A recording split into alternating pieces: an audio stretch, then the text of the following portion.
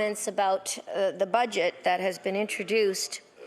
And one of the things I have to say is that this whole idea of the government coming in and saying that they have a balanced budget, and in fact they have a surplus, it's based on this one-time figure of $110.3 million that is really just because of federal and municipal contributions for the convention centre. So I really don't see how they can say that the budget is balanced when in fact it's not really balanced at this point in time, other than a $17.1 million bump, which, as we know, that can change in the drop of a hat. In fact, the very next day after the budget is passed, it can go back down to something else and be in the negative, Mr. Speaker.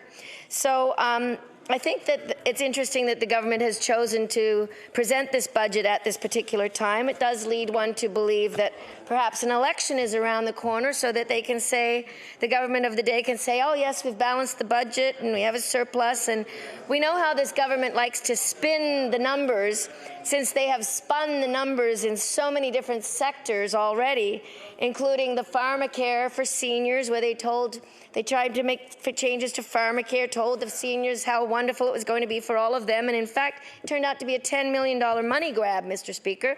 And once the seniors found out about it, well, guess what? They complained, including the Premier's own aunt, and eventually they realized, well, that wouldn't be very good if an election was to happen, because that would be a lot of upset seniors who would be voting against them, Mr. Speaker.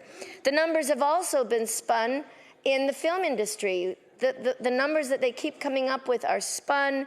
The way that they describe the tax credit is spun. And it's interesting to note that this government has hired so many different people now that have worked as reporters and journalists. Is that because they want to be able to spin the numbers and spin the stories more and get more journalists working on it to try and sell their story? I'd say that that's probably part of that decision. So I have to say that as the status of women critic and also education critic, there are many different other parts of this budget that I feel need to be talked about. So it was the 1970 report of the Royal Commission on the Status of Women, Mr. Speaker, that first called for a National Daycare Act. But here we are in 2016, and we've still not met the goal of high-quality, affordable system of early childhood education and care.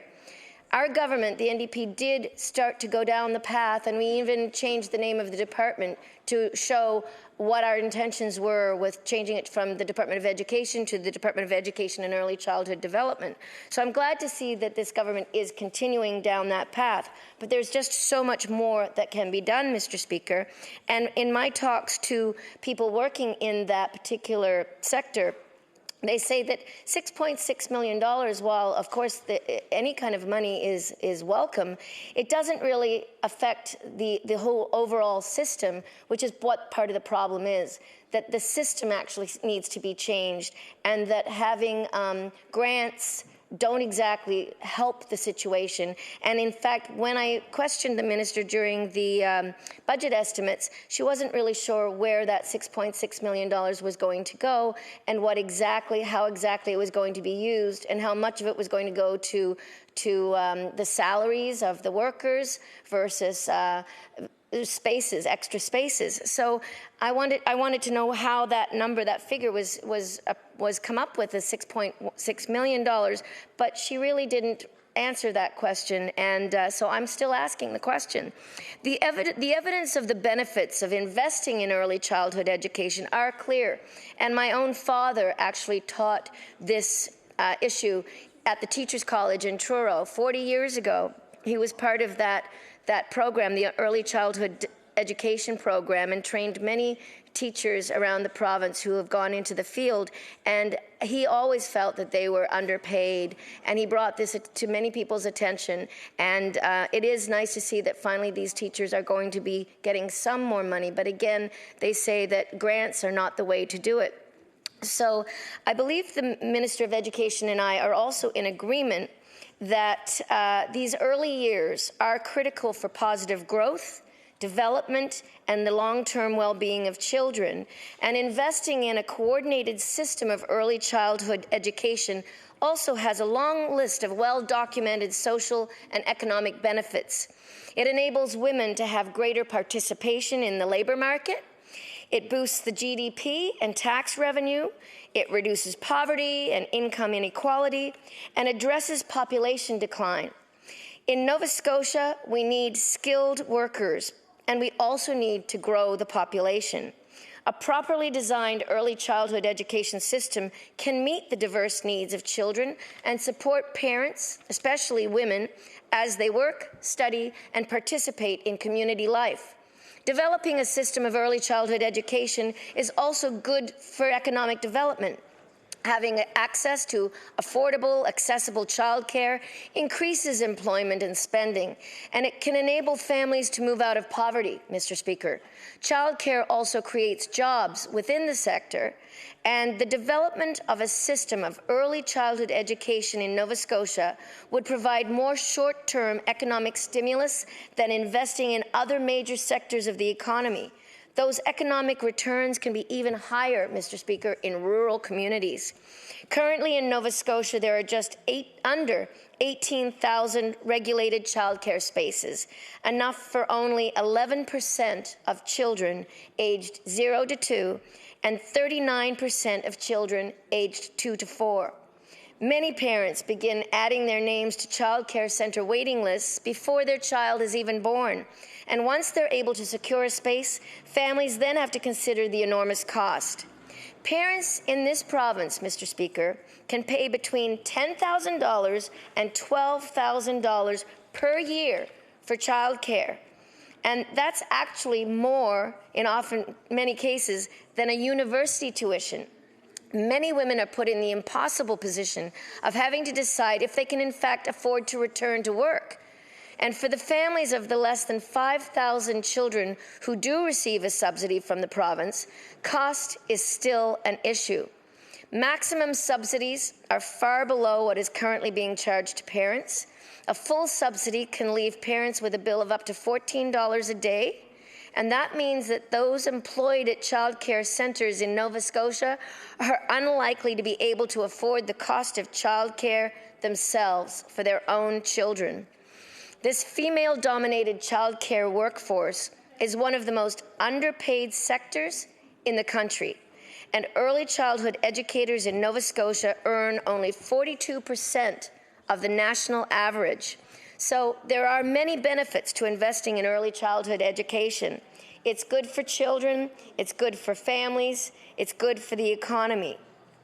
But again, I wanted to know from the minister, with this additional $6.6 million for 3 areas: subsidizing childcare spaces, increasing wage grants for early childhood educators, and supporting childcare centres by providing inclusive programming.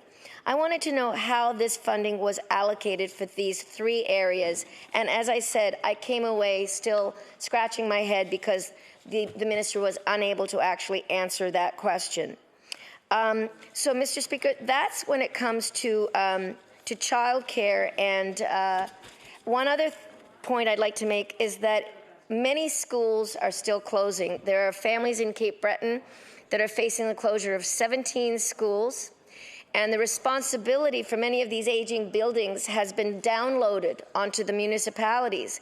So, meanwhile, 2 of the schools built using the P3 model, which have been well maintained using public funds, will actually have the keys handed over to private developers. So this leaves municipalities with bills for unwanted buildings while private developers are walking away with a tidy profit. So this is just not a very good situation for the taxpayers of Nova Scotia, and I'm sure many people would like to see some of those smaller schools helped to stay open, like the School of River John, for instance, River John Consolidated, who put up a tremendous fight, Mr. Speaker. I was there. I helped them as much as I could. They did everything from organizing a picnic around their school where they had picnics and brought in kids and the families and stood up and did a great big group hug, holding hands and giving the school a hug. They They put backpacks on the bridge in River John, 70 backpacks to show how many children would be at risk here of having to go off to other schools, and that would really hurt this community that is already lost. They've lost so many things. They lost their grocery store, the co-op. They've lost their bank. They have a liquor store still there. They've lost the post office too now. Oh dear, they've lost the post office too. It was there last summer, but I guess that's gone now. So this is a community full of people who are imaginative, creative, and they wanted to keep that school and have it as a hub school. And they've worked for the past 2 years at trying to come up with ideas for this government to accept and for the minister to accept and for the school board to accept. And they were given higher and higher hoops to jump through until finally the last straw was they were told that they were expected to pay $500,000 to fix the roof of the school. And this is a small little community full of artists, full of grandmothers and grandparents who would like to see their children stay there, who'd like to try and make that community stay alive and vibrant. And Mr. Speaker, when you take out the school, that's taking away the heart of that community. And so this is going to be a problem for Nova Scotia, and I would have liked to see more help there for some of these smaller schools to be able to remain open and perhaps give them more advice and give them help to becoming hub schools. Mr. Speaker, the other thing I'd like to talk about, of course, is the film industry, Nova Scotia Business Inc., and the fact that, as I raised in the estimates, the fact that this government and NSBI is giving millions of dollars to very well-off banks that are doing extremely well, like the Royal Bank, $22 million to the Royal Bank, for instance, and $22 million to the Royal Bank, to the TD Bank, and here's another one, to Butterfield's Bank in Bermuda, Mr. Speaker.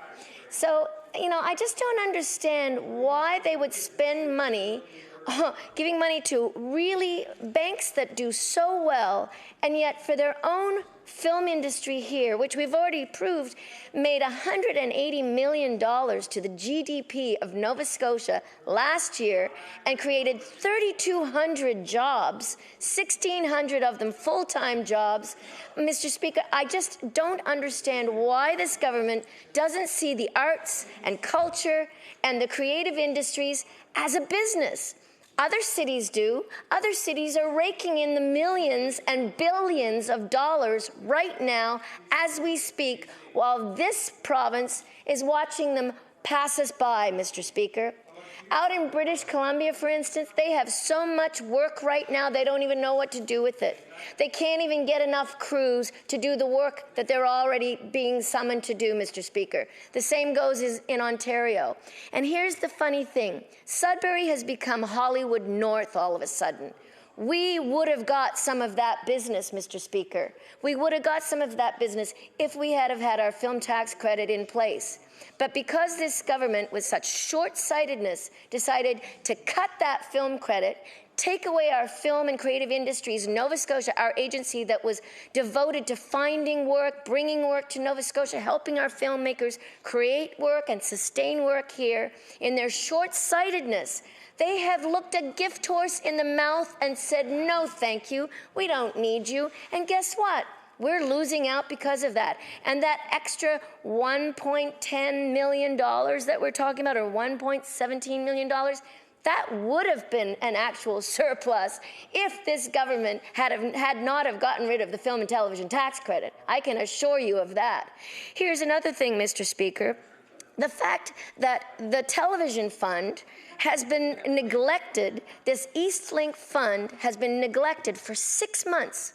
They had a letter to Laurel Broughton, the CEO and president of NSBI, on October the 19th, giving them conditional approval, and yet nothing was done. And Mr. Speaker, the things that she asked to have done would take no time at all.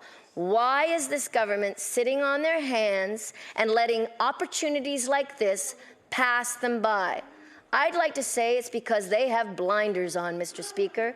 They are not a modern government. They are not looking to the future. They are not seeing that the creative economy is a very necessary part of this province. With all of the artists and talented people that we have here, they're giving money to banks. And meanwhile, they're ignoring the filmmakers of this province. Order, please. The time allotted for the member's statement is completed.